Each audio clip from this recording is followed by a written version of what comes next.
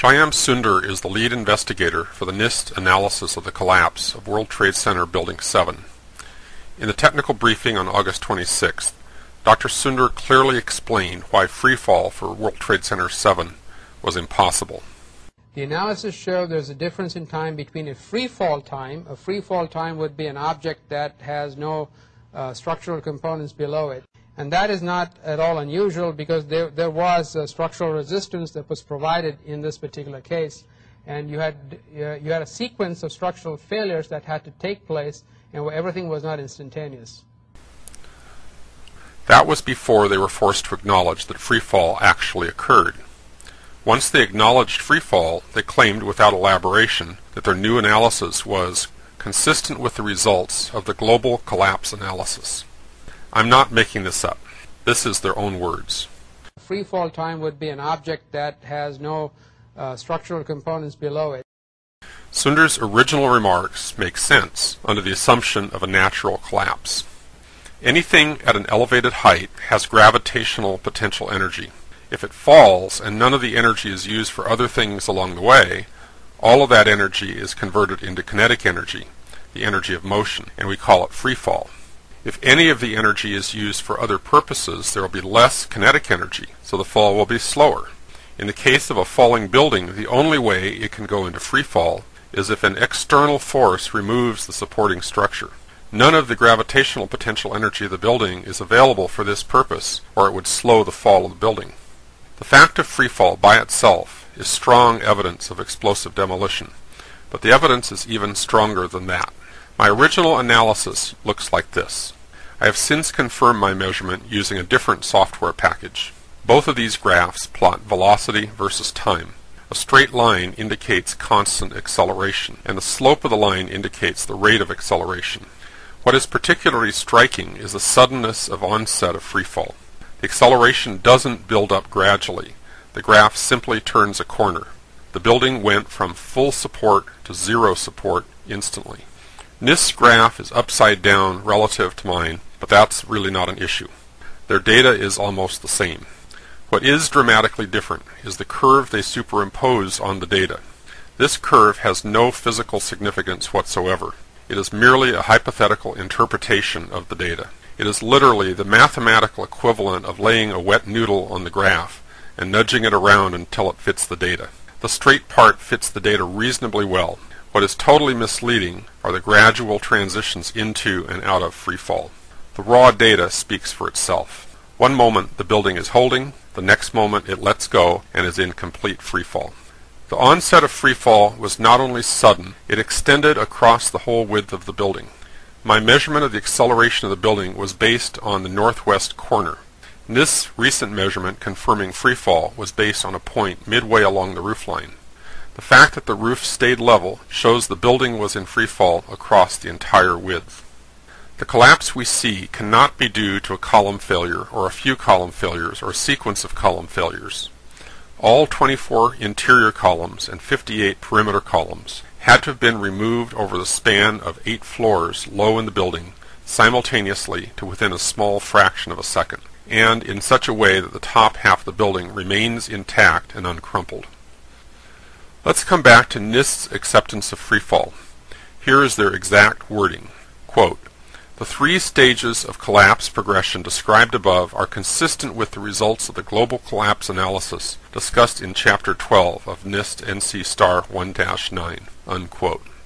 In other words, they're giving the appearance of claiming freefall is okay, but actually it's the 5.4 second duration of their 3-stage analysis that matches their model.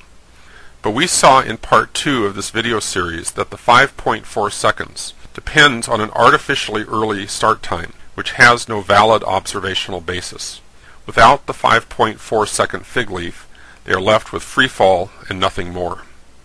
NIST does not show how freefall is consistent with their hypothesis, because, as Shyam Sundar has correctly and eloquently explained, freefall for a naturally collapsing building is impossible. This brings us to their computer model. NIST's so-called investigation actually consists of finding a way to reproduce the mysterious collapse of the building using a computer model. The assumption is that if the computer model can be made to reproduce the observed collapse pattern, That must be how it happened. The problem is, if something unexpected was going on, like explosives for instance, you're not going to discover it in the computer model. For that, you need to look at the actual evidence. So why not examine the steel directly? Oh yes, there isn't any. At least there isn't any after it was hauled away to Asia and melted down. NIST's investigation has been compared to conducting an autopsy without the corpse. As of 2005, NIST reported having only 236 pieces of steel from the World Trade Center complex, none of them unambiguously identified as being from World Trade Center 7. We've all watched CSI. Anyone serious about solving a crime knows the importance of physical evidence. Yet here the crime scene was scrubbed, the evidence was destroyed, and the investigation was delayed for years. Destroying a crime scene is itself a criminal act. Destroying the steel has absolutely no justification except to cover up the cause of the collapse. So even if we knew nothing else about the events of that day, we can see immediately there was a cover-up. Knowing there was a cover-up is a strong indication there was a crime someone wanted covered up. Any investigation that does not acknowledge this basic fact is not really an investigation. It's an extension of the cover-up. NIST claims their computer model can account for the observed phenomena. So let's look at NIST's model. Except we can't. The software they use to do the modeling is available, but their model actually consists of all the numbers and measurements and assumptions, together with any tweaks to the system they might have used to get it to come out the way they wanted. If that information were released, their results could be checked by anyone with the appropriate skills and software tools. But NIST has not released the numbers. All we've been shown are some of the selected animated outputs they were able to get their model to produce. Is their model realistic? We don't know. Some models are chaotic in the mathematical sense. In other words, tiny variations in the inputs might result in wildly different outcomes. Is NIST's model stable or chaotic? Realistic or contrived? Honest or fraudulent? We don't know. We can't know without independent testing.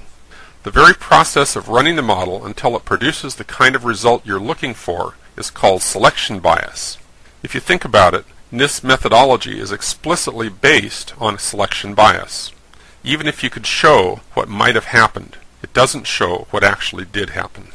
The very fact that NIST has not released their model strongly suggests they don't want their results checked.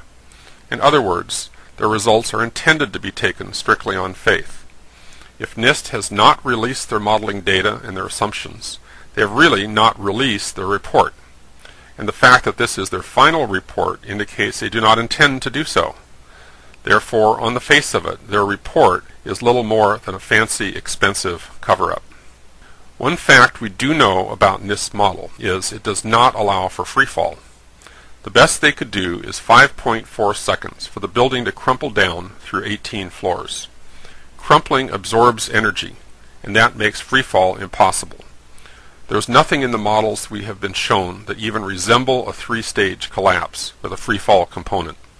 After all, as Shyam Sundar put it himself, freefall happens only when there are no structural components below the falling section of the building. Any natural scenario is going to involve a progression of failures, and these don't happen instantaneously. So, in the end, we come back to where we were in the beginning. On first impression, we were looking at a classic controlled demolition. NIST claimed to have found a way it could have happened naturally, but in fact they failed. The only way they can support their claim is through lies, secrecy, and pompous but false pronouncements. That constitutes a failed agenda. Explosive demolition is the only scenario that has been put forward that could actually account for the observations. Where does that leave us? We have a building that underwent directly observable and now officially acknowledged freefall, with no plausible mechanisms other than explosive demolition. We have an official investigation by a government agency that has fraudulently manipulated data, has refused to even consider existing physical evidence that explosives were used. They have wrapped themselves and their data in secrecy and offered up pronouncements as conclusions to be taken on faith. The NIST investigation is a fraud and a farce. We need a new, fully empowered, truly independent, and open investigation.